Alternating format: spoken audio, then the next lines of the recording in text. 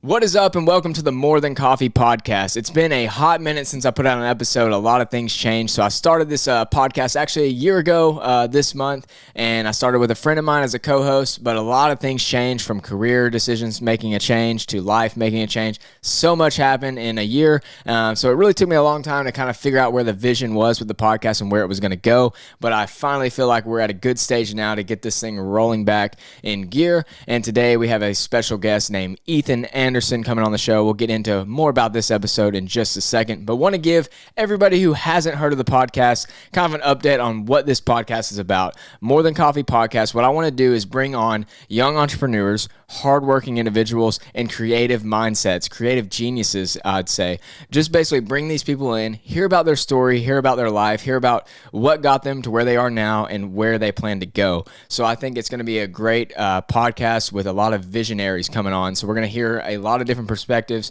Hopefully it's going to be a learning experience for all of us. And so I want to keep that energy going. And with More Than Coffee, we sit down with coffee, so it's very laid back. We're having a good taste of what it's like to go get coffee with somebody and really learn from somebody. So that is what More Than Coffee is about. And today I'm excited that we have a special guest. He is a local barber in Searcy, Arkansas, named Ethan Anderson. He's a young guy. He's been out for a couple years now. He's actually the barber I go to. So it's great to hear where he's working now, what got him into wanting to become a barber, and more. So go ahead, enjoy the episode.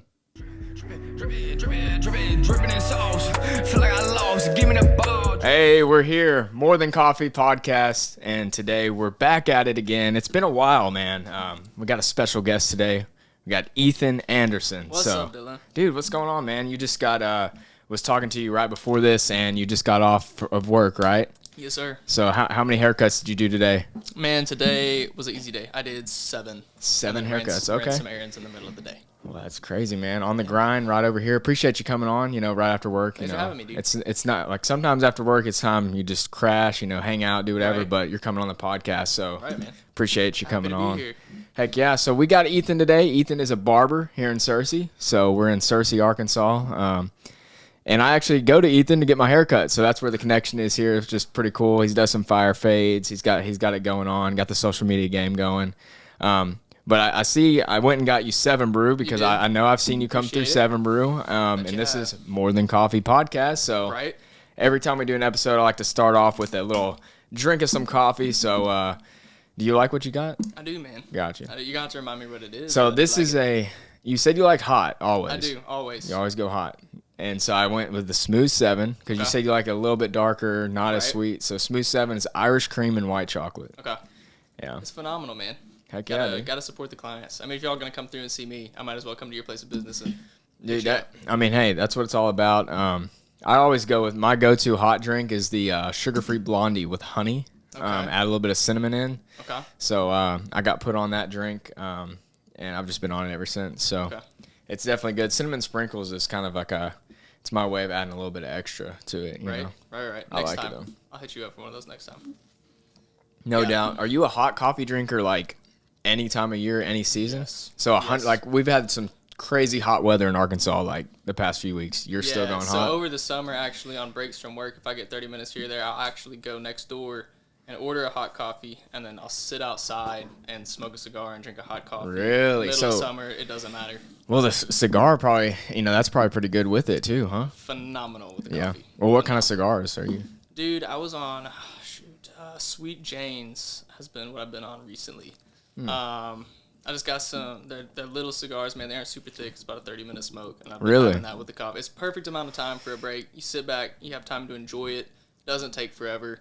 Finish a coffee with it. It's a good break, man. Dude, hey, there you go. I've had a couple cigars in my life. I honestly think they were just some random cigars. Okay. I don't know where they were from, to some tobacco store or something. Right. They weren't no like overseas shipped cigars, because I was listening to the Joe Rogan podcast the other day. Mm-hmm. He had that Oliver Anthony guy on. Yeah. And somebody had given Oliver Anthony like a huge pack of Cuban cigars, and they were trying to test them, see if they're like, how do we know if this is actually a Cuban cigar? Right. Because apparently they're like insane over there. Right. So is there like a box of Cuban cigars around here waiting dude, somewhere? I wish. Yeah, okay. I don't have any Cuban cigars here. No, but cigars are pretty good. Definitely, it's kind of like It's like it feels like you're, kind of in the moment type thing, You're just chilling, cigar. Dude, coffee though, added in there, it's pretty good. It is. I bet. It's a good pairing. Yeah, for sure. And I mean, honestly, even doing hot coffee is probably good with it. Yeah. Yeah. It is. So is that kind of like a normal thing you do, or? Shoot. Maybe once every other week. Every other week, kind of like treat yourself. 2 or 3 times a month. I really have to be in the mood for it. I have to be feeling it, and it's kind of one of those things I got to wake up and just be like, I'm gonna do this at some point today. Yeah, that'd be good. That's what's up. And so you live in town, right? I do. Heck yeah. Well, shoot, man, I kind of want to get into your journey a little bit. Sweet. Because I mean, being a barber is definitely a hustle. It's definitely a grind because to get clientele, I feel like you got to be out there, making a name for yourself and just building a community for sure. So let's take you back to where you grew up. Okay. So where'd you grow up? Man, I was born in Arkansas and moved to Nebraska when I was young. So that's where I say that I'm from most of the time just because that's my earliest memories. Really? Nebraska? Nebraska. Omaha, Nebraska. That's crazy. Middle America. It was a ton of fun. We got there, Dad's work. He moved us there and then moved us back near family about, when did we move here? I think I was 12 when we moved back. So that was 9 years ago. Dang. And we moved to Bradford, middle of 40 acres. I didn't know what to do. I went from 730,000 people in the city to 730. That's crazy. It was sad. Sad. I was like, where are all my friends? There's nobody out here. Lived on a farm for a little bit. And then I personally moved to Searcy 2 years ago. Yeah, right at 2.5 years ago, I suppose. Wow. So what did your parents do? Man, my mom homeschooled all of us and still homeschools the younger two. My sister's in college here at Harding now. And then Dad, the best way to describe what he does is he manages multiple different stores for almost, what's the best way to describe it? It's hard to describe his job title. So he's a central division manager is what he does. Gotcha. So he manages 27 different stores in a few different states, travels to those. Most of the time he can work from home. Yeah. Unless he's got to go in store. He does a bunch of hiring, payroll, whatnot like that. So that's what he does. Up. It took me forever to learn what my dad did, man. For the longest time I was like, yeah, he sells electrical supplies. Dude, I think that's got to be a trend because growing up, you don't really, when you're younger, you definitely have no clue what your parents do. And then people, when you get a little bit older, I don't know when it is. I think it's maybe high school age. People are like, what do your parents do? And you're like, wait a second. I don't know. I hear that all the time. I remember that with my friends growing up and stuff. I'd be like, what does your dad do? And like, oh, he works here. I don't know what he does. Right. I'm like, I guess nobody knows. Goes to work. I don't know. Yeah. He leaves and then he comes back. That's all I know that he does during the day. That's funny, dude. That is crazy. It's so true though. So dang, Nebraska and then all the way to Arkansas. So you've moved around a little bit. Bradford. I've heard of Bradford. That's in the middle of nowhere, right? Yeah, right. So if you were to head to Batesville from Searcy and then stop directly in the center. Yep.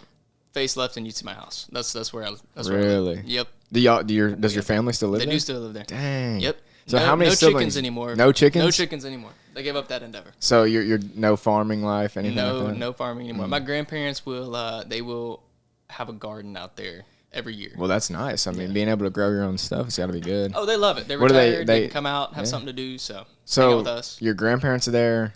Mom and dad there? Mom and dad are there, and my aunt lives there. Okay. But my grandparents live in Bald Knob, so 15 minutes away. Dang. Short trip down the road. The family homesteads out there, dude. Right? It's crazy. Exactly. I know. My sister wants to put a tiny house out there somewhere. Really? Well, how much land is it? 40 acres. 40 acres. That's 40 what acres. Yeah. Dang. I thought about it, but I was like, nah, I'm a city guy. So I moved to Searcy and was still disappointed. It's not quite the major city I was looking for. Well, yeah. I mean, it's not very major, but it's a ton of fun though. Yeah, it is fun. For what it is, small town vibe, Oh, yeah. It's something. But which for something as me as a barber, I love because that way, with it being so small, I run into people I know everywhere that I go. And it's fun. Yeah. It's so much fun.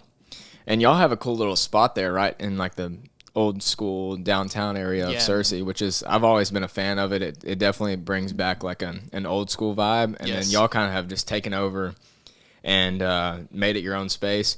And it's Sulfursprings Curated Style. Yeah, man. There right there. The building feels old because it is old, man. I'm trying to remember how old it is exactly. I know it's a bit over 100 years old. Sheesh. Yeah, and it used to be way bigger than it is. So next to us used to be an outdoor fitter type of shop deal, and it was all one store at one point. They sold tiles, so where we are is where they would cut the tile, they load it off of a truck, and then they'd store it, and then the next building over was a show floor. That's crazy. So yeah, that giant. Have you seen the giant metal door in the wall? Yeah, in yeah. The back? Yeah, it leads to the next building. It's welded closed. So yeah, it's not open. You can't get back through there, but that's what that building used to be. And it's been there for a second. All the beams up in the ceiling are the same solid oak beams that have been there for 120 years or something. So much history. It's been there for a second. Freaking awesome. Yeah, man. Wasn't Sulphur Springs what Searcy was called? Yes. Like before? Is that what they were? Okay. Yes, that's what was noticeable about it, and it actually brought people to the town. They believed that it would heal, or not necessarily heal, but have relieving effects. To muscle aches, back aches, joint problems, things like that, because of the sulfur in the water that you could take and be in the Sulphur Springs. Dude, that's crazy. And I believe, if I'm not wrong, there's still a couple of them around. And I know for a fact that there are a couple you could dig to and still get. Really? So there are Sulphur Springs still in Searcy? near Searcy. Dang. Most of them have been built over, but you can find them just out and about, man. As long as you know where to look. I wish we had one in the shop. That'd be cool. You know, finish your haircut and just go chill in the Sulphur Spring. That would be nuts. That'd be pretty sweet, man. Wouldn't be mad about that at all. That would be a whole like spa experience, right? I mean, what is a Sulphur Spring? I guess I need to do more research. So yeah, that's a great question. Yeah, actually. I don't really know. I'm about to look it up. Yeah, Sulphur Spring. I assume it's just like a hot bubbling source. I mean, I know that it's hot. It's coming from underground. Yeah, but sulfur has to be coming from somewhere. Right? I mean, it's gotta be. I'm sure it smells great, man. I've heard that sulfur smells like rotten eggs. Really? Yeah, looking at these pictures here, it looks like a freaking hot tub, man. Yes, man. I mean, it's like they're steaming. It's dude. Everything about it looks relaxing, except for the sulfur part. I'm not sure how I'd feel about that. Yeah, I mean, what is the sulfur smell like? Let's look up that. I think it smells like rotten eggs. Rotten eggs? I think is what it's supposed to smell like. I watched this movie as a kid, and they talked about sulfur, and I think it was rotten eggs. You're spot on, dude. Sweet. I think it says sulfur smells like rotten eggs. Sweet. That is gross. That's the only thing I'm going to remember from 8 years old. Yikes. But by golly, I remembered it. Dude, you had that one down. That's crazy. Woo-hoo. I mean, shoot. I mean, is it worth it, I guess, if it was like a built-in hot tub and you just had to deal with the smell? Maybe. Well, y'all got enough hairsprays and fragrances in there. Oh, yeah. Beard oils. You can just Absolutely. make it smell good in there. Absolutely. Dang, that's crazy. Searcy used to be Sulphur Springs. It did. Well, I like how y'all are tying in the history there. Then, who's the original founder of the barbershop? Ben started it. So in town, there's another salon called Holden and Company. It's still running that he also worked at. But then he had this vision for his own shop as a place where not only would you come and get your hair taken care of, but you would come and you get your soul taken care of as well. And it didn't have to be one and the other. It could be one or the other, whichever one you wanted to do it. You know, we wanted to create a spot that was open, that you could just come in off the street and hang out and have a conversation. Yeah. Whether we've ever met you or not. Like, come in, come say hey. We want to say hey to you. We want you to come chill on the couch. Let's come play some ping pong in the back. We just want to hang out and give life to you in that way, but also provide you with the service. So make sure that you get taken care of the way that you need it. Dude, that's nice. I think y'all definitely have it going. I love the ping pong table in there. That's kind of cool. It's just definitely, especially if somebody's waiting or something, they could play ping pong. Absolutely. It's like a hangout, and honestly, it's like a getaway for some people. So yeah. I love it. I mean, I go there now. I used to be driving 45 minutes. I was like, why don't I just go here? It's right in town, right? You know? And then I went and gave y'all a chance, and I was like, dude, they're freaking got it going. It's the spot. It's the spot. Sure. So how many days a week do you work? I think as a barber? 5 now, most of the time. 5 now? 5 days a week? I'm officially open 5 days a week to be booked. So Monday, I work 11 to 6. And then Tuesday through Friday, I'm 10 to 6. Weekends, I'll come up every now and then if it's something like an emergency, right? Like, you call me. Yeah. And you're like, yo, Ethan, I wasn't planning it, but I'm getting engaged tomorrow. I need a haircut. Can you hit me up? Of course, I'm going to get you in. You're like, Saturday, shoot. Sunday, I don't care what it is, man. Like, I'm going to help you out. Dude, so I'll open up the shop every now and then on a weekend. I may keep it open on Saturdays in the future. Still trying to figure that out. I had gotten to a point here recently. I was just working Tuesday through Friday because I haven't been working there long. I've only been there a year and a half back in April, so it'll be 2 years this December.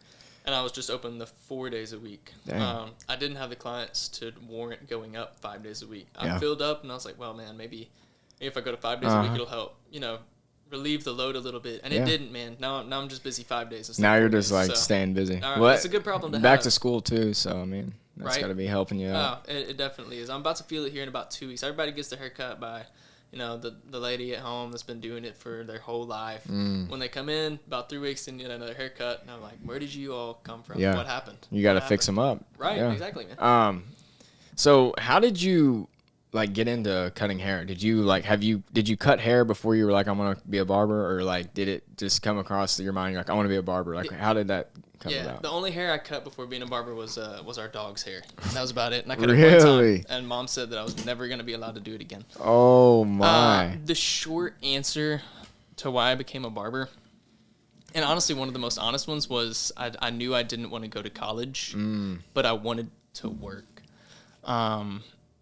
I couldn't imagine just going to school 4 more years. I didn't love school. Yeah. I saw why it was necessary, but I was never the guy that was just like, I cannot wait to take this test and see my grade. Yeah. You know, that's kind of the part where my stomach sank, was the whole grade part of it, because I knew I didn't study. Yeah, I knew I probably didn't study. And college isn't really for everyone. It's a lot of people are finding the trend, like finding other avenues. Oh, yeah. I mean, it's just crazy what you can do without going to college. A lot of people, you know, there's some people that have to go to college because they're like, this is the way I have to do it. But if you can find an avenue and get into that and master it, you're going to be just as successful as somebody, you know, that's not, that is going to college. Yeah, it's fun to hear. I get some kids in my chair. Yeah, yeah. And it's weird. You know, normally you ask a kid, you're like, you know, what do you want to grow up and be? I want to be a firefighter. I want to be a doctor, you know, something like that. But I heard this kid the other day. I was like, hey, man, what do you want to be? And he was like, man, my dad's a plumber, and I think he's really cool. Like, I think I want to be a plumber. Yeah. So it's weird, man, to be talking to these 11-year-olds. They're like, man, you know, they want to take on a trade. They want to take on plumbing. Yeah. I mean, not many people want to do that anymore. No, and the money is insane for plumbers. For plumbers, it's ridiculous, dude. Man. It's ridiculous. I know, because I've had to call a plumber a couple times to fix a drain. And it's like $500. I'm like, man, these dudes are the most money you're gonna make in 30 minutes. Yeah, for sure. I mean, to unclog something, it's crazy. And my hour's about to go to 3 days a week. I guess I'm gonna plumb on the side. Yeah. Hey, Is it plumb? Is it plumb? Oh, I don't know. Who knows, man? That's a good one. We should ask in the comments about that. We'll find out. That's crazy. Yeah, I mean, there's so many things that I've seen people that I went to school with that didn't go to college. I see them doing, such as like real estate. Yes. It's a huge one. I've seen people getting into home building. I've seen people getting into, you know, just going straight to the military. I've seen a lot of different avenues, and there's a lot available, and there's a lot out there for people that don't want to go to college. And I think, you know, being a barber, like, that's such a good route. You know, if you have the personality, if you're driven. Absolutely. I mean, tell me more about like what it got you into it. Like, basically when you got started, like how hard was it at first, and then now like where you're at now. Yeah, so I'll tell you a little bit what kind of made me end up deciding to be a barber. I was working at the time, and on a day off, I decided to go hiking, and I went out with my family. And while we were hiking, I ran into this girl that we'd gone to church with. Great girl, and I stopped and I said, "Hey, I haven't seen you in a while. What are you up to nowadays?" And we were just kind of listening. She'd opened a barber shop called Hayes Barber Shop. I'm gonna forget where it is right now. Up in Heber is where it is. Her sister Kat runs it now. She was Maddie. Did a great job running the shop. And I was like, what got you into barbering? Like, why hair?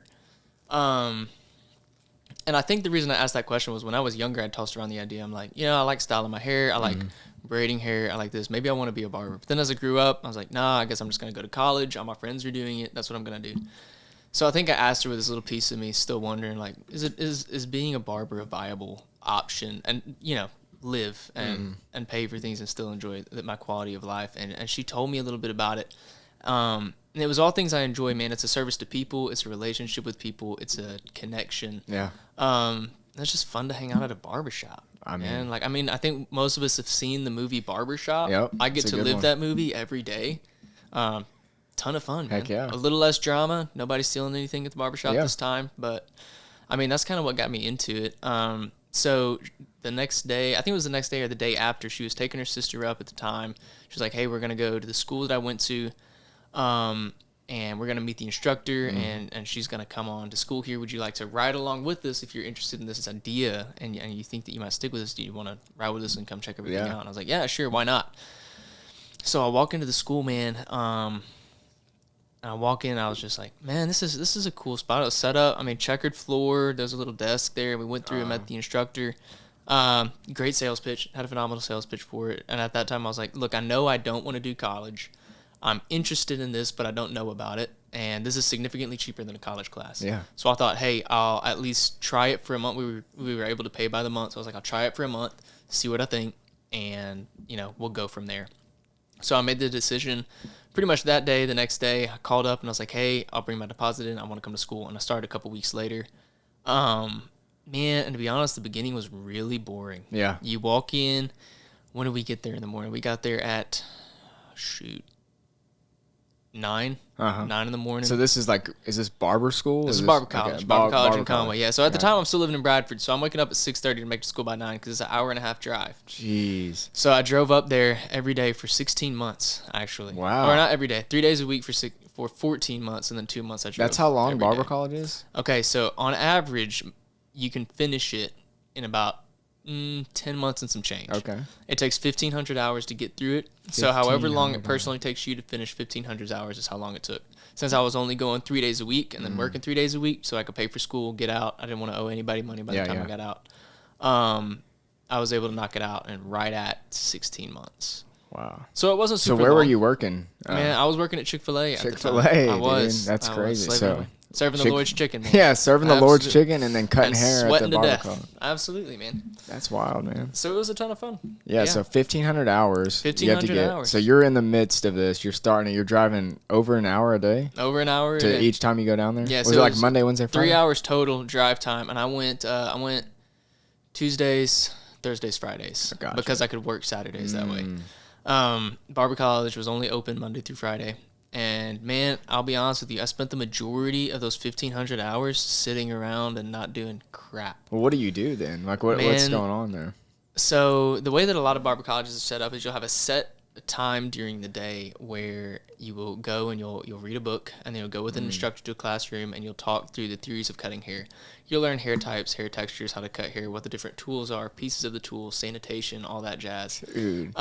Which is kind of what I was expecting. Ours was pretty much, you go in for the first 2 weeks is your acclimation period. You sit in, you see how things are done, you learn how to run the desk.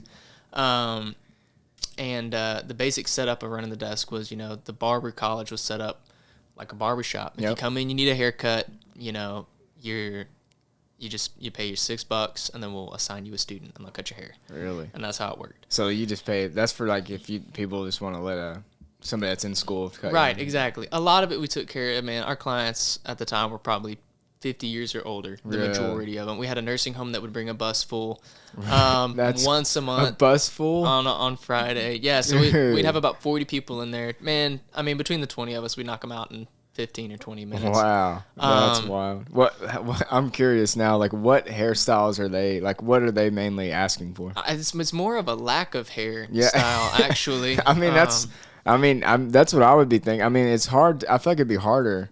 It's pretty difficult. Yeah. There's very little you can do, especially with someone in a nursing home. So, I mean, obviously we work with a bunch of sharp tools, right? Yep. We got razors, we got clippers, anything like that.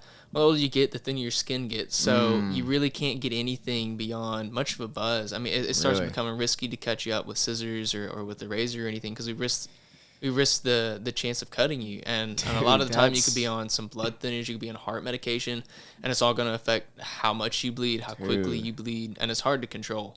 And your immune system's down. So anytime that a wound is presented to your body, we could be held liable for that. That's nuts, dude. I didn't even think about that perspective. That's crazy. Definitely something to think about. Now that I'm at a barbershop and I've got a little more freedom, I am open to doing something like that. I also have cut significantly more heads of hair than I did in school, so I'm a little more confident with my abilities to not lop your ear off or anything. I mean, that's gotta be like nerve-wracking for somebody that's like in barber college. You know, like, it really was, like, man. I remember the first time I went to do a straight shave, man. My hand was shaking so bad. You'd think I had it eaten in like 2 weeks. I was shaking so bad. I was so nervous. Yeah, man. Now one of my favorite things to do. Love a straight shave. Absolutely love it. That's nuts, though. I mean, shoot, it seems like you were on the grind for quite a while then. So you did the full. How long you did? 16 months. 16 months. So So typically 10, you had to go to 16. Right. So you're still working at Chick-fil-A at this time. Right. So you're working at Chick-fil-A. Dang, you're working like every day then, huh? I was. Yeah. And then on Sundays, I was playing for our church most of the time. I played bass for the church. So I'd be up at the church. When do we get there? I think we got there 7 in the morning. First service started at 9 for rehearsal to play bass, and then wouldn't get out of the church till the second service was over. So like 12 or 12:30. So it was almost like working a half day on Sundays too. Dude, that's nuts. So how did you manage and playing worship nights on Mondays? So wow, yeah, practice again Sunday night and then social life. Did you have a lot of one, or during that time, or didn't really exist outside of my relationship with people at school and people at Chick-fil-A. I didn't really have time. Yeah, I mean, the earliest I was getting home any day was, I mean, we're talking like 8:30 or 9 o'clock at night was the earliest. I mean, if I was working, I wouldn't be getting home till like 1, 2, 3 in the morning, depending on how long it took us to close up. Yeah, no doubt. So yeah, man. Dude, that's crazy. But it seems like it's definitely a grind that, it's good for people to know that, because I feel like there is a lot of people that get into it may not know the grind. I mean, was there anybody that went to the barber college that like didn't make it through, or like decided it wasn't for them? There were a ton of people. There's a ton of people that stop. Dang, tell me about that. Tell me about that experience. Yeah, I'm not going to say that that's common for every school. I don't know every school's experience. For ours, a lot of it led to, like I was saying earlier, most schools have a structure throughout the day. Ours didn't at all, man. It was we just sat around most of the time, chilling. So, I mean, that became demotivating for a lot of people. They didn't learn how they needed to be taught, or they didn't feel like they were learning anything, or they didn't cut enough heads of hair. Man, I averaged 2 haircuts a day that I was there for 16 months. I think the busiest day I ever had was 7, and I was elated. I know I get 7 now, and I'm like, man, it's a slow day today, man. I can go grab a lunch. I can, I don't normally get to take a lunch, so I can take a lunch. I can go run my errands. Like yesterday, man, I went to the assessor's office. I got to go to the DMV and get tags. All the fun stuff. I would have rather been cutting hair for sure. But that led to a lot of people wanting to drop out of barber college. And another thing in the state of Arkansas, you don't need anything past an 8th grade education. So you find a lot of people that have had maybe family issues, or they were in jail early was actually a really common one that we ran into there. And there's no background check. So no background check required whatsoever. So you could, I mean, I don't care what class felony you had, you could be up in that school learning how to cut hair. Really? So a lot of it just, I mean, came down to the type of person. Were you gonna make it? Or are you willing? Do you have the drive? Do you have what it takes to learn and be a good barber? Or are you just gonna be somebody that that quits? That you aren't gonna make it through. Dang, that's crazy, man. Yeah, man, it was tough. I'm not gonna lie. Barber college became really demotivating at a lot of different points. I was the youngest dude in there. I was the smallest guy in there. I was the only homeschool dude. Man, it was hard going through barber college like that. I went through a bunch of stuff while I was there. I learned a bunch of stuff while I was there. But there were points where I was ready to just, throw the towel. I mean, screw it. I'm done. I'm not putting up with this anymore. Yeah. I'm so glad that I stuck through with it. Like it built my skills with people, with hair, with art, but then also in just, shrugging it off and learning there's haters everywhere, man. You're just going to have to deal with it. And that's just part of life. Like, don't sacrifice what you love and who you are to get away from it. Dude, that's a good. Love that, man. It seems like you were patient enough to get through it. Barely. Because when in that 16 months, like what month do you think was like, okay, this is getting ridiculous. Like this is like taking forever. Dude, I think by about month, my parents are going to know better than them. I cried to them more times than I can remember while I was at barber college. I think by about month 5 or 6. It started getting you? It started getting to me. And what's tricky about month 5 or 6 wasn't so much the lack of things to do at school. It was the people that came on, or several different people. We had a couple different difficult people come on. So the class that I had started with, man, they were a little rough, but it was fine. But once they all graduated and we got a new group of students, man, it was a whole different crew. Yeah. And you've got to relearn.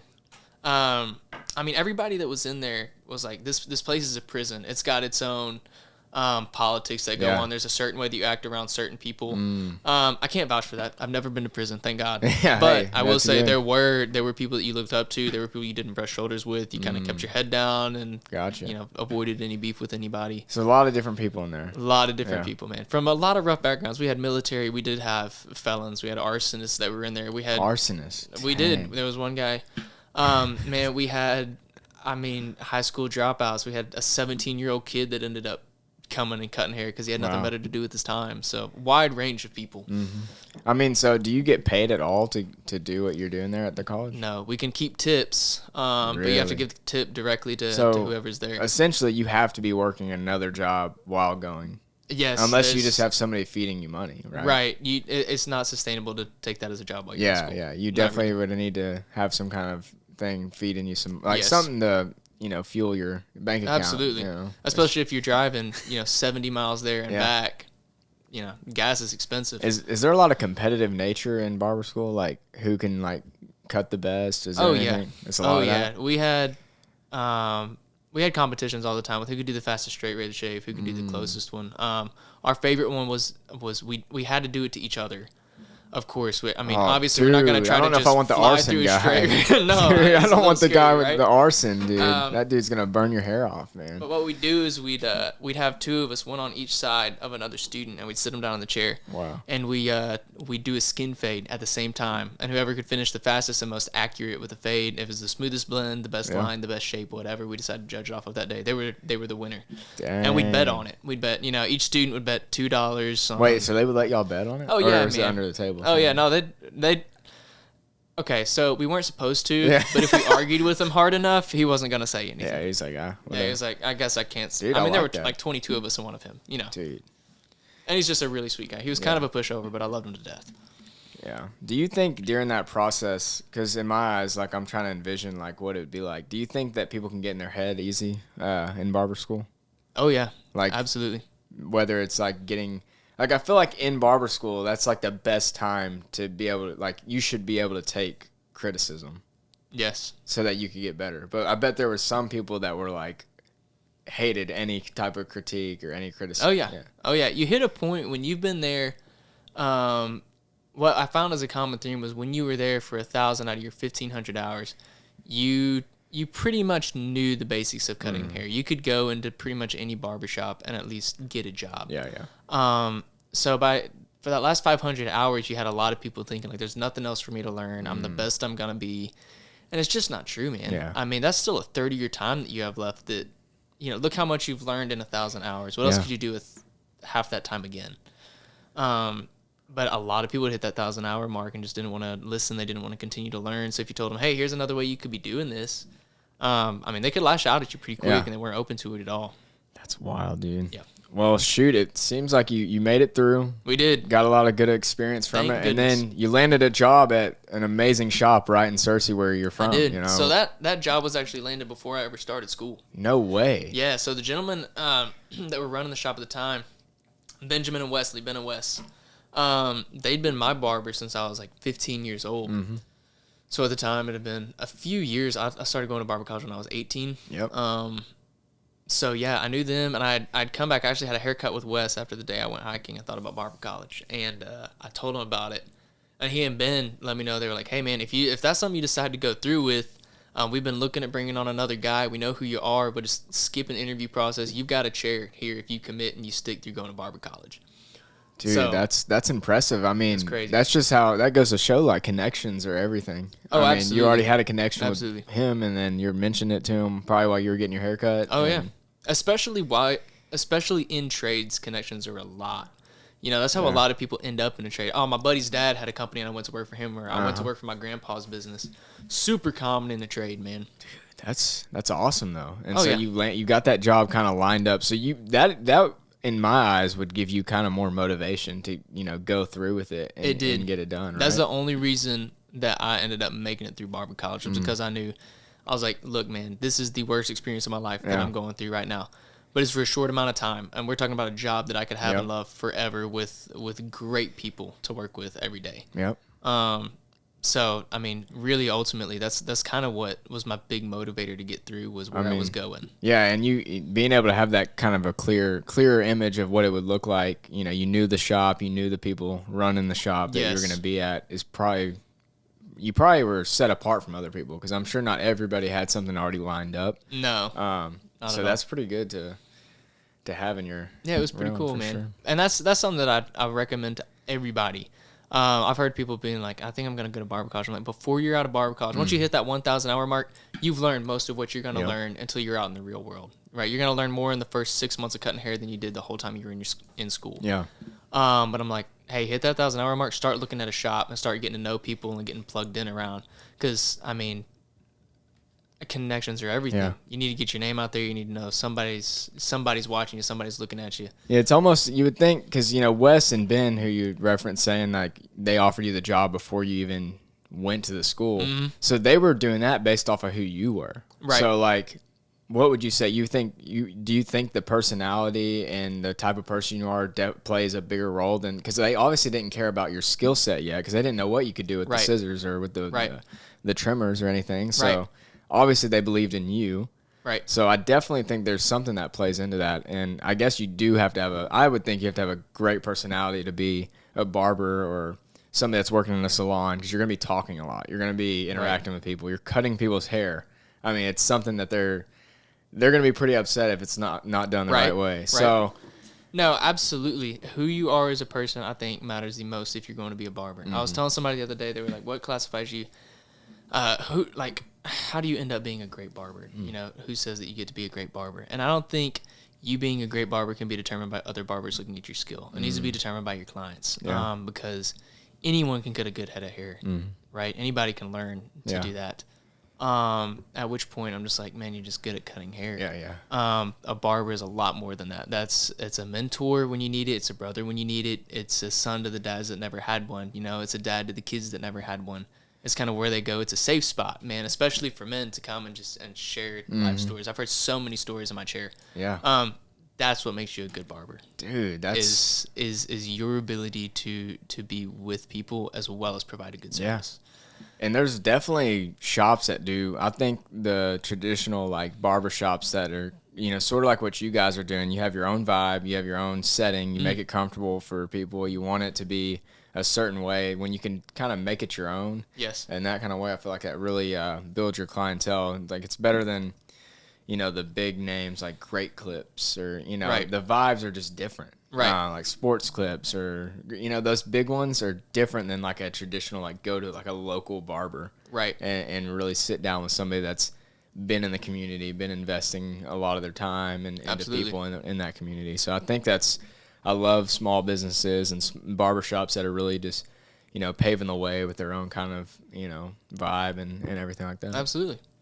It's pretty awesome. It's way more fun to do it that way too, because like, I mean, since we have Searcy, it's a small town aspect of it. So they come to me and we have the relationship built up, right? Well, they come to me and they're like, hey dude, my buddy Dylan sent me, right? And I'm like, oh, like Dylan, like which Dylan? He's like, I don't remember his last name. And I'm like, the real deal, Dylan? He's like, yeah. And I'm like, oh, you know Dylan, now we got something in common, right? Well, there you go. Yeah, we're all the time talking about your music. Anybody, I'm like, yeah, Dylan, you know him? You listen to his stuff? Yeah, let's talk about his music. So it's fun to do something like that. Whereas if I'm working at Great Clips, I see you one time and I've got no connection with you outside of that. Yeah. Right?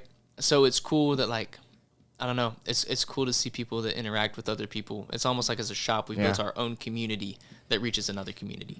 So it's a ton of fun. I like that. I like how you said common ground, because I feel like that's something that if you can establish common ground with somebody, whether it's somebody you've never met or somebody like you've met before, and you establish more common ground, the more common ground you can build around like somebody and a conversation, the more they're going to retain and the more you're going to remember too. Yeah, so I feel like that common ground actually is what brings people back, because they feel comfortable. And I think a lot of it is just if you can get people to feel comfortable and welcome in your space, that they're going to want to come back. Yes. They're going to want to invest their money, their time into coming to get their hair cut by you or, you know, anybody in your shop. So that's crazy. How do you think like Great Clips, places like that can charge like so little? Man, it's I've always wondered that. They actually don't charge so little. Really? Are their prices high? They're pretty high, man. If you're going to like Sports Clips or Great Clips, you're looking to pay in the $20 to $25 range for a haircut. $25. Yeah. So that's But do you think see, in my eyes that's still pretty low, cuz some, like, I know your rates are going up, of course. Right. But like some like local barbers, if they're good, like I'm willing you're to in pay. the $40 range, $50 45 range. So 50. the way that they get away with it is a lot of people actually working in those establishments aren't barbers. They're cutting men's hair, but they've never been taught how to cut men's hair. A lot of them are cosmetologists, which is learning to cut women's hair. So they're looking for a job. They can't find a salon.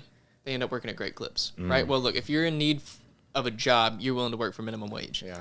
So you go in, and how those establishments actually work is you jump in, you're paid hourly, minimum wage while you're there, as long as you're there. Yeah. And if you get tipped for a haircut that you do, you can keep it.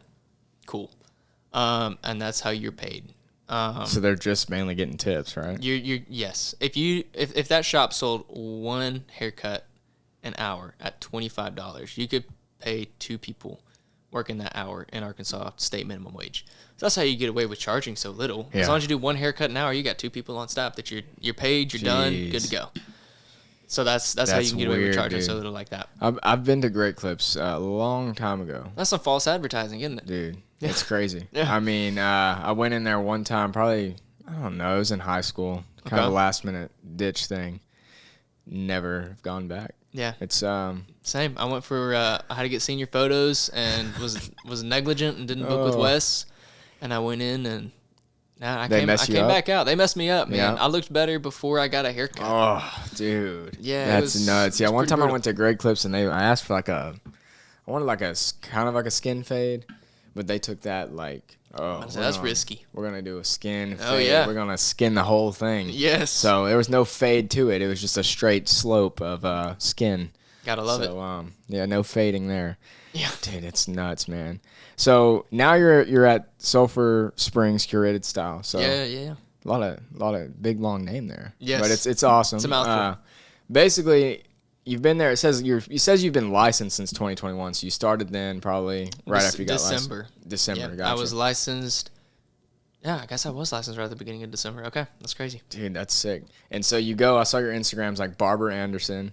That's me. Yeah. So how does a barber come up with their name? Is it always the last name? Man, not always. A lot of it is their name and then a shop name connected to it.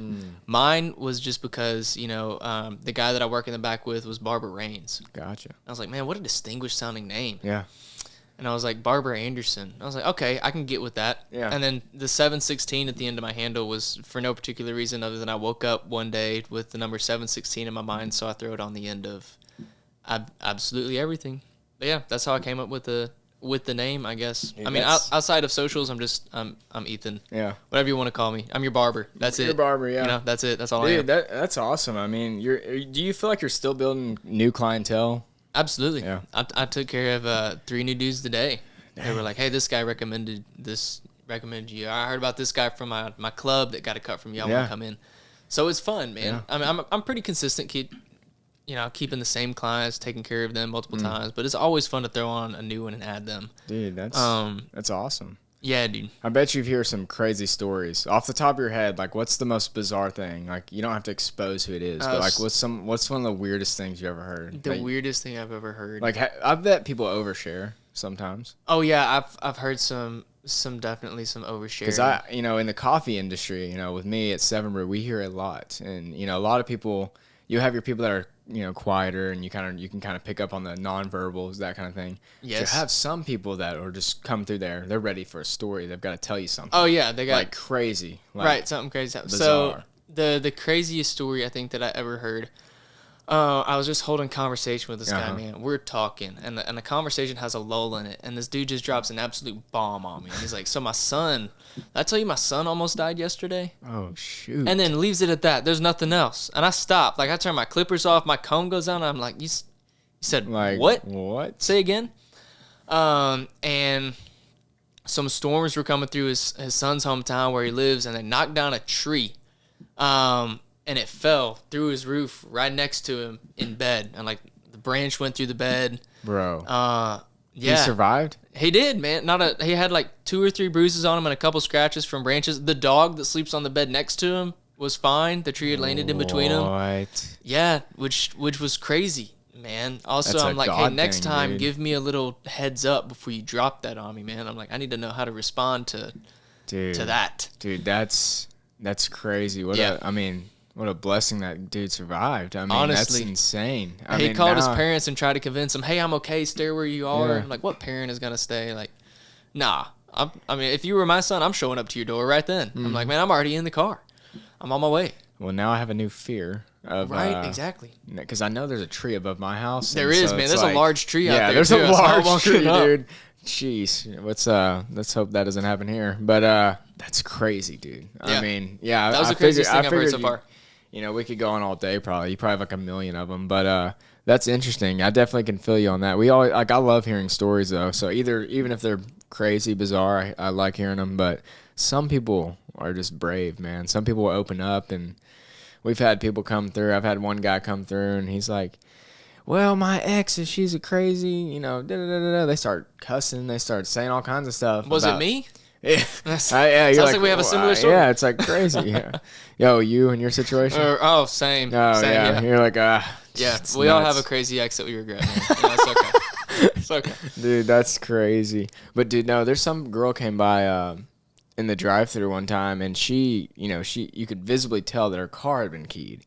And so I was like, dang, who did that to your car? She's like, oh, you don't want to know. He's probably in this drive-thru. No joke. The dude had pulled around, followed her, because they apparently lived together. It was like her ex or something. They were getting they were breaking up. And they had a fight. So he had keyed her car. She was talking about it, like in tears, getting her coffee, And then she's like, he's probably following me. No joke. The dude's in the drive-thru, like at the back of the line. No way. And he said he was like, basically like, I was like, dude, is this about to be like a scene here? We're about to have That would be ridiculous. Dude, it's crazy. People come through the drive-thru no matter what, man. They gotta get that coffee, dude. Oh, it's dude, nuts. way more stories from Chick-fil-A that are crazier than anything I've What's heard one about. from Chick-fil-A? I bet. Oh, dude. Yeah. My first night there. Not my first night, but my first night on my own, right? So I had these two girls that trained me. And they were phenomenal. Loved them to death. Did great at training me. So we got the iPads, and I was standing outside. It was about, 9:30. Mm-hmm. I mean, we're about to close outdoor and switch to the box, but I'm out there taking the last order on the iPad. And this car comes through, and there's this man driving it, and he's all tattooed up and just kind of seems out of it. But there's a woman in the passenger seat leaning over him with her arm, like, in a cast. Really? But, like, it looks like a homemade cast, man. It's almost like a wooden box with bandages around Mm-hmm. it. They're going on and on. Anyways, I take their order. I go in, and I'm ready to clock out. I'm ready to go home. And all of a sudden, one of our girls steps in, and she's like, hey, y'all need to get out here and take a look. And I'm like, okay, that's random. It's never what you want to hear. So I'm about to walk out anyways. I step out, and lo and behold, man, in the corner of the parking lot is this car with the radio blaring. I mean, radio is up loud. Dude's in the driver's seat. All the doors are open. And she is standing there in the process of removing the last article of clothing she had on. What? At which point, I leaned inside to our manager, and I was like, hey, man, this is what's going on. What do you want to do about this? And he's like, well, you need to go talk to him. And I'm like, nah, the heck I'm not. I'm not walking out there. Dude, so, yeah, what? we ended up having that dealt with. Did they not call the cops or something? No, we ended up, but we were like, hey, you have to leave. Sorry, you can't be here. Wouldn't leave. Couldn't get him to talk to us. So we were like, okay, we're calling the police. That's nuts. Yeah, all sorts of crazy So stories. she was just stripping down out in the parking lot? In the parking lot, man. It wasn't was uncommon. Was this like a super uncommon for stuff. What, I have dude? no clue, man. I didn't know Searcy turned to Vegas. I'm wondering if she was strung out on like pain pills or something. That's kind of what I was. With the arm in the cast, the way she was acting in the car, either that or I'm like maybe she's just crazy. She probably just got back from the ER saying she broke her arm or something. Right, exactly. Some pain pills. Who knows? Yeah, dude, that's crazy. The drive-thrus, man. You see the craziest things. How was your Chick-fil-A experience? I mean, you were there for how long? I was there for 18 months. I think I worked there 2 months before I started going to Barber College. So that was kind of the lead up, kind of what was, financially helping you through. Yeah, I just jumped in that out of high school because I could basically make my own schedule with them. Man, Chick-fil-A was really cool for like the first 3 or 4 months. Really? And then after that, once you get good at something, that's pretty much where you are. And I worked long shifts because I only worked 3 days a week. Okay. So I needed to work enough hours and make enough money to pay for school. You work a couple of doubles or? Man, I normally worked anywhere from like 10 to 12 hours. There was a day that I worked a 14-hour shift, actually. Dang. On the grind. Yeah, it was. But y'all don't get tips at Chick-fil-A, do they? We can. Gotcha. If somebody comes through and gives them a tip, we can. We're supposed to tell the manager on duty about whatever tips we made. Really? Whether or not all of our tips made it to the manager is a mystery. It's elusive. No one will ever know how many of the tips actually made it to the manager. Hey, we can accept tips, though. Gotcha. So that was cool. But yeah, my time at Chick-fil-A was really hot, dude. It was hot. I spent a lot of time outside. For the most part, it was great. I had some fun coworkers that I liked. I also had some coworkers that were just not great influences in my life that I fell in with. And I mean, aside from that though, I had a pretty good experience. Yeah. How do you feel the culture was there at Chick-fil-A? Because everybody looking in would think Chick-fil-A's got this culture. You would think mind. Like it's this. I don't know how to describe it. To me, in my eyes, it's more like it's professional. It's upbeat. It's in a way, but it's more like smiley and happy. and ready to serve the customer. But like, what was your experience on the inside, like the culture, the vibes? Dude, oh crap. A lot of it has to do with really the team that you're working with at the time, right? You're going to feel a lot just from the people that you're with. So it was very much so professional. We're going to take care of the customer. Depending on the manager, we would stand back if there weren't any cars in line. We'd walk around outside. We'd goof off. We'd crack jokes at each other. When I was in there, I had a pretty tight-knit circle of friends that I hung out while I was in there, and we got pretty close. Yeah. But it wasn't always like that. There were people that hated each other. There were people that never spoke to each other, that were like, hey, I'm not working outside with them today. Gotcha. And we had to put up with that. I'll also say at my location, we had a lot of like high school girls that worked there. I think that was like 70%.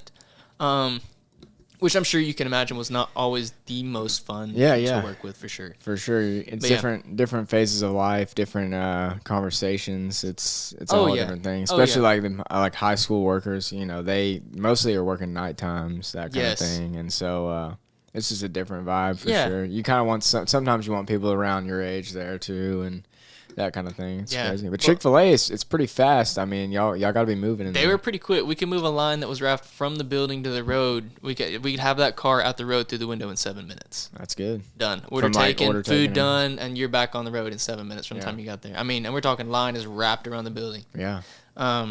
So yeah, it was pretty quick. It was a quick pace. Dude, that's good. I mean, it's a good experience to get. I mean, you got to talk to a lot of customers that way too. So you've been in the industry of talking to customers and talking to for a bit of time people, now. So I have for sure. Definitely. Do you think that's helped even get into barbers, like being able to? Oh yeah, man. Even the Chick-fil-A experience, I feel like could help for sure. A little bit, yeah. So I think when you meet someone new, the hardest thing to do is start a conversation with that person, right? Well, at Chick-fil-A, you're encouraged, hey, everyone you meet, have a conversation with them. Like, man, I got 2 minutes with you from the time that I walk up to your car to the time that I never see you again, potentially. I have to make a conversation with you. So you get really good at starting conversations that are just really quick, easy conversation starters. Dude. So a lot of those questions that I asked at the drive-thru at Chick-fil-A, I still ask to a new client that sits down. That's interesting perspective. And it's a great way to just launch into conversation. And wherever that conversation takes you, just roll with it, man. Yeah. Roll with it. There you go. So, yeah. Do you have like one embarrassing moment that sticks out to you, like something you've done as a barber so far, like you've goofed in any way? What would be the most embarrassing? I mean, there's several. Okay, so like something. Yeah. So actually, for someone that messes around with sharp objects all day, I don't handle blood well at all. And I'm the same way. I hate blood. Yeah. So I remember this one time I was at the barber shop and I had cut myself, and I started bleeding pretty good. So I'm like, hey man, I mean, you've got to prepare for this. If you mess around with sharp stuff, you're gonna cut yourself sooner or later. So I had kind of prepared for it. I told my client, I was like, hey man, I nicked myself real quick. I'm gonna go back here to the sink and I'm just gonna rinse this off and get a Band-Aid on. I'll be right back up here for you. And he's like, oh yeah, man, no problem. Take your time.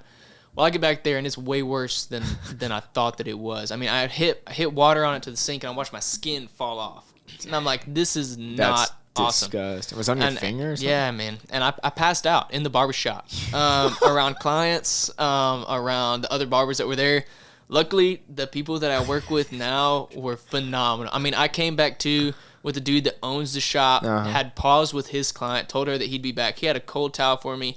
He had like a water bottle and a mint and a piece of gum. And he was like, what else do you need? I was out, man. I was out cold. That's crazy. Luckily, I'd made it to the couch, so it's not like I was just, dead in the middle of the floor or anything. But it's one of those things they probably don't like. It's just kind of like you assume it could happen, I guess. Right, but it's never going to happen to you. Yeah, right. You're like, that's not going to happen. Yeah, right, no. What were you doing? Was it a straight shave situation or scissors? Dude, actually, no. I'd reached to grab something and cut myself on the edge of my station. There was a little piece of sharp metal that was on the edge of it, and just tore the skin right off the side, man. How did you finish the cut for that person? Haircut ended up getting finished. Miraculously, I lived. I thought I was gonna die from the scrape on my finger. That's crazy. That's a good one. That's a good story. I would say that is the most embarrassing for sure. And I they're great, but I still hear about it every now and then. Hey, well there you go. It's gonna come up. They got to give you a hard time. They're probably anytime they see you with some sharp object or something, they're gonna be like, watch it now. Yeah, don't cut yourself. Yeah.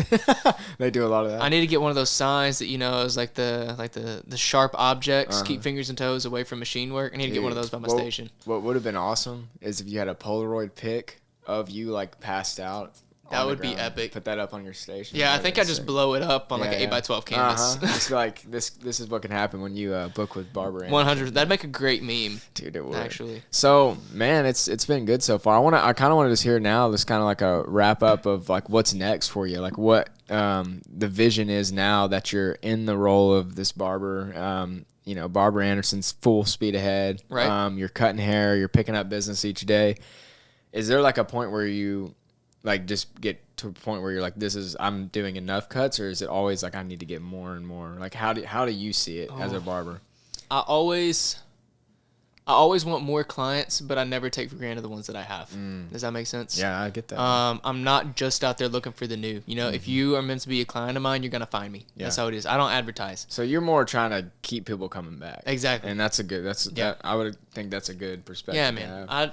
This whole time, I put up a few flyers, and then after those first couple weeks of the shop, I haven't advertised. It's word of mouth only. If you're gonna make it to me, you're gonna make it to me. Yeah, it's I'm finding out now more with this conversation. Like, it's the same with like coffee. It's the same with you. And I've heard it in another podcast about another coffee organization. But we're in the relationship business. Yes. And I think barbers go hand in hand with that. Because absolutely.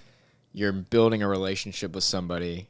You're building trust with somebody because you're cutting their hair. That's pretty big. I know there's some people that I know are very particular with their hair. I'm one of them. That's why I know, because people. I used to be like, I'm only going to this person. You think you're particular about your hair? Once I find somebody, I'm less particular. Okay. But if I was say, man, you're one of the easiest guys really? I take. Dude, I'm just saying, because I trust you now. So like, I know because I've seen what you can do. If I switch barbers and I go and it's just a terrible cut, like I'm not going back. Like I don't even give them another chance. Valid.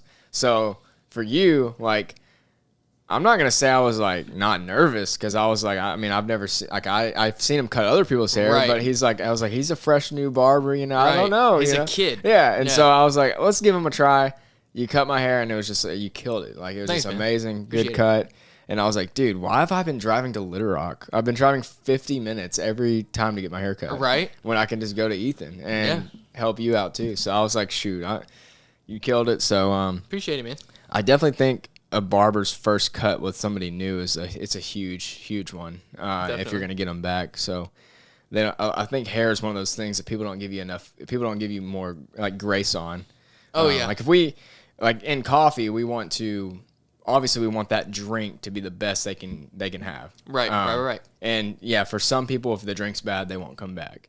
But if the brand's good and they've had drinks before and that kind of thing, if they get one bad drink, they may still come back. Yeah. The goal is to always be the top of the line, give them the best, but there's a little bit more wiggle room. But I feel like as a barber, it's a little less, because you are dealing with hair and people are kind of like particular about it. So. Well, so far I haven't gotten a bad coffee from 7 Brew. So hey, there we go. Consistency is key. That's what we're all about. 100% so far. Yeah, we like to cultivate kindness, and then we like to stay consistent. It's pretty big in our thing. Authenticity is big with us. So as it should be for any. If you're gonna run a successful business, it's got to be authentic. Yeah, and I think consistency is huge for us. But the number one for us is customer service, and I think that plays into every career path, a lot of them anyways, especially with barbers. Customer service is huge. Everybody's trying to build their clientele. They're trying to keep customers coming back. For sure.